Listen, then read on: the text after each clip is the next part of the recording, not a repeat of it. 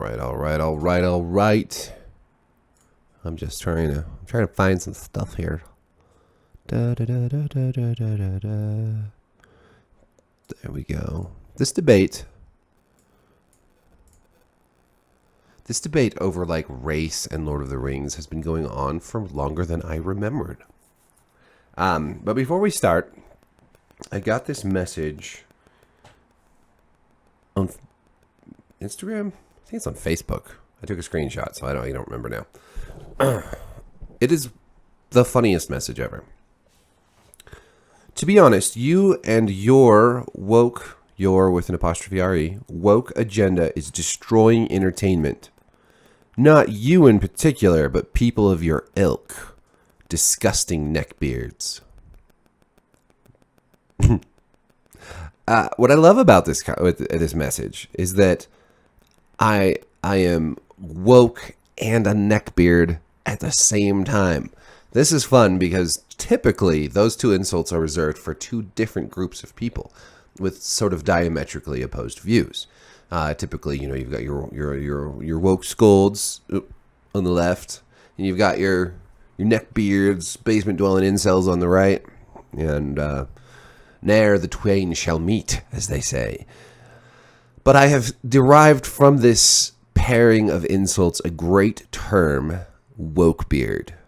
And I'm going to use it in something. Wokebeard, the podcast. Wokebeard, the entertainment blog, where the intersection of politics and pop culture, just in a hard to define sort of way. Wokebeard.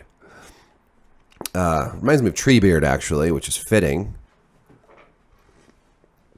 I wonder if Treebeard was ever called a neckbeard. I mean, Ents have very long necks, if you think about it. Anyways, it was drawn to my attention when I started a blog a long time ago called The League of Ordinary Gentlemen, which was since years and years ago then changed to Ordinary Times because a lot of the contributors wanted to invite more female contributors in. We felt like The League of Ordinary Gentlemen was a little too gendered to really appeal to any women that might want to write for us. It was a fun blog. I miss writing there. But anyways, I started writing more professionally after that. So yeah, it was very limited time. But way back in the day, that link is broken. Way back in the day, there was a bit of a debate over hobbits and race. This was in 2010, 12 years ago. I was 30 years old. Holy crap. I was 29 years old 12 years ago. Yeah, I'm only 41. Anyways, so Jamel Bowie had written at the League of Ordinary Gentlemen for a while. He's now a columnist at the New York Times, and he'd written at American Prospect and whatnot. I think all these American Prospect links are gone, but we still have our stuff. So Jamel had written, to draw from a brief conversation I had with Shani Hilton on the subject, with Middle-earth, Tolkien tried to create a native mythology of sorts for the people of the British Isles. Given the creative vision of the films, as close to Tolkien's depiction as possible, I don't think it's unreasonable to restrict casting to light-skinned people, just as it wouldn't be unreasonable to cast only light-skinned people for movie adaptations of Beowulf, the Kalevala, or any one of the Celtic and Irish myths that Tolkien drew on for inspiration. Now, I should point out that Jamel Bowie is black. I don't know if he still feels this way. I have not checked with him, but that was what he wrote in 2010. Adam Sewer,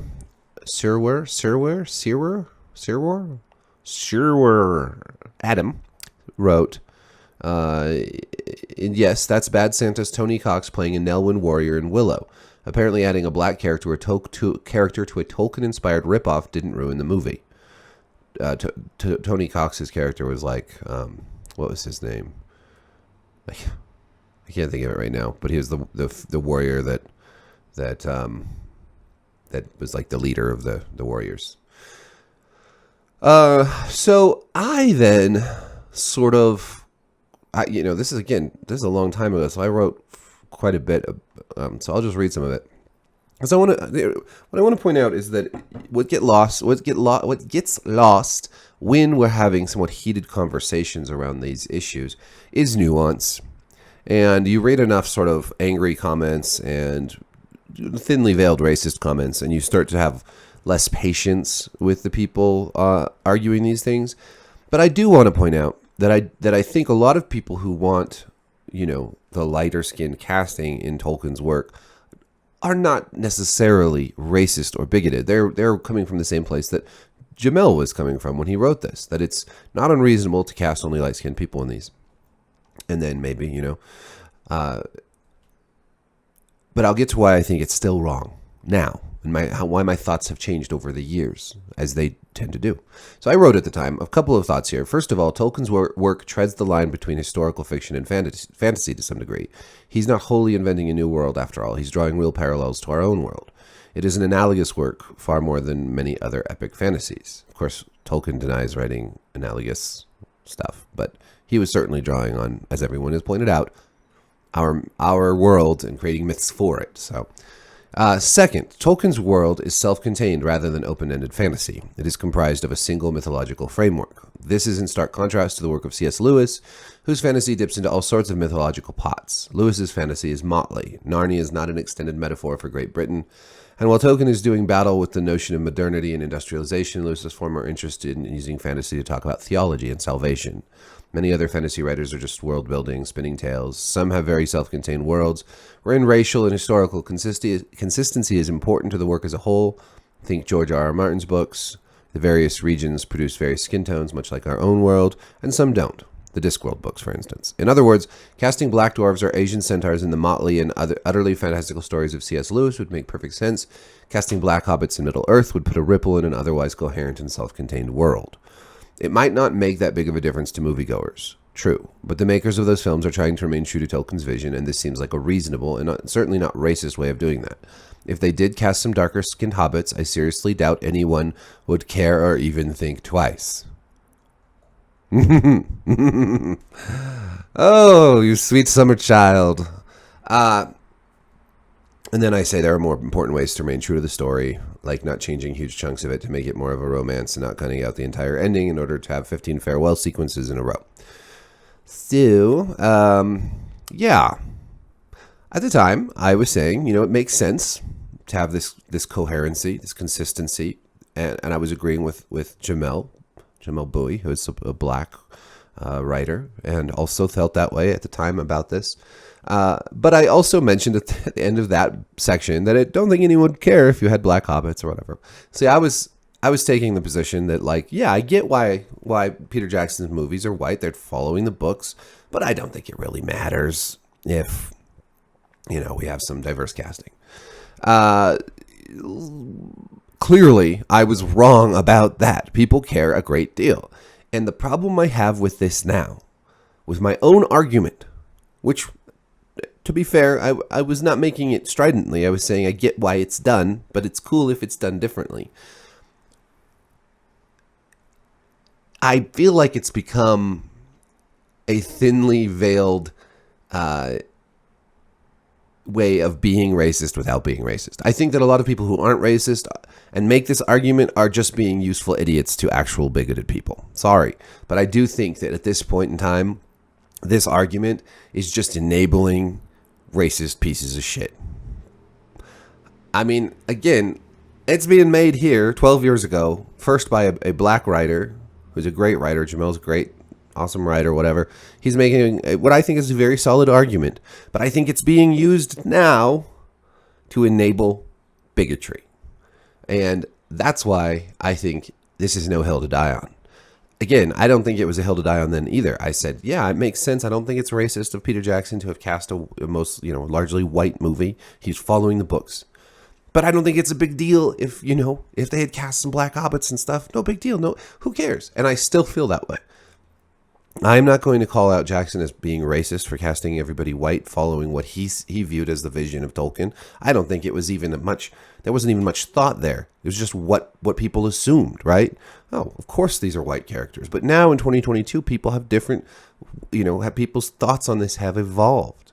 And we have more of a push towards diversity and casting a more wide range of people. And honestly, who cares? Again, everyone thinks that this is somehow the big thing that's fucking up Tolkien's vision. And I say, no, there are other things that are much, much worse, like messing with with the timelines, messing with, Galadriel's character, etc., etc. And even that doesn't bother me that much. But Jamel also adds, when it comes to art, especially art that draws from myth and legend, there is legitimate space for works that eschew racial and ethnic diversity. To me, at least, the problem has less to do with Tolkien's lily-white vision and more to do with the fact that few people have bothered to film other mythologies for a mass audience. For my part, there should be African epics that feature African people, Japanese epics that feature Japanese people, and so on and so forth. And I said, well, there's Crouching Tiger, Hidden Dragon, yada, yada, yada, and it would be weird to see a white guy in that. True. I'm going to add one point to this before I move on to a second point. Yes, those are awesome things to shoot for. But having more diversity in these other works doesn't prevent that from happening. And it certainly doesn't diminish from anything either. I do think that maybe there's more of a case to be made that in an actual history, we stick to actual racial stuff. Like if this is a historical story, I think you can get into all kinds of problems if you start race swapping and whatnot. So I'm not 100% on that. I just think it's a general rule. I mean, again, it would be hard to make a movie like Glory about the Civil War if you just had like race swapping everywhere. But not all histories deal with race in ways that make it that important. So you could certainly have stories that don't really deal with race and do some race swapping, and it could be historical, and who cares? Like, there's a new Macbeth movie where Macbeth is black. Who cares? It doesn't matter. It's historical, but it's a fiction. It's whatever. It's not a big deal. I think, again, it depends on the story in particular. Does race play a factor that is important to that story? Well, then we need to think about it differently. At the time, Adam Serwer responded that black Westerners have as much of a claim to broad Western canon as whites, and that a white dude would be weird in Crouching Tiger because there are no whites who can credibly make that claim, or very few. This is another good point, and I've made it recently, before I even remembered this debate from 12 years ago, but the United States, the United Kingdom, a lot of the Anglosphere in particular, but a lot of Western societies have very diverse, very multiracial communities now, and that it's kind of jacked up to say, oh well, these stories, these legends, these myths, these fantasies only belong to the white people. People say, well, no, but they can still enjoy them, and sure, yes, they can. Black people, brown people, Asian people can watch the Lord of the Rings trilogy and enjoy them. But it's also not wrong for someone who grew up in this culture to say they want a piece of that. They want to be part of it. They would like to be in the big Lord of the Rings show, even though they're not white. And I think that's fine. And I think that it is different than, say, China, where the bulk of people in China are a homogenous, racial group. I think that that diversity can, even in more homogenous societies, lend depth and nuance to a show like Squid Game. One of the characters was a Muslim immigrant, and that was an interesting dynamic that they created there. So it's a lot of this has to do with how it's done. I think in Rings of Power, again, they've taken a colorblind approach, so there's no real acknowledgement of racial differences outside of elves and dwarves and so forth. I think that's a smart way to do it here in Rings of Power. So that's pretty much it. I mean, that's I'm just scanning through it real quick. I don't think I say anything new in the rest of this, but again, I repeat, I really think most people wouldn't think twice about a Black Hobbit or about a Lily White Shire for that matter. I think that still is pretty true. I think most people really don't care. If the Shire, if those movies were made today and it was, or well, it's just, I don't know if the movies were made today, who knows? But when you go and you watch those movies and the Shire is all white hobbits, you just think of England in the past, and it seems pretty organic and natural, and it doesn't come across as racist. But if you were to toss a couple of black hobbits in there, I don't think most people would care, because they'd acknowledge that it's a fantasy, and fantasies take lots of liberties with the truth, including dragons, ogres, trolls, orcs, powerful elves, magicians, dark lords, etc., etc., etc. I don't think that you are a bigot just because you say, I would like this to stay true to Tolkien's vision. But I think you are enabling bigotry. You may not realize it, you may think I'm full of shit, but I think you are.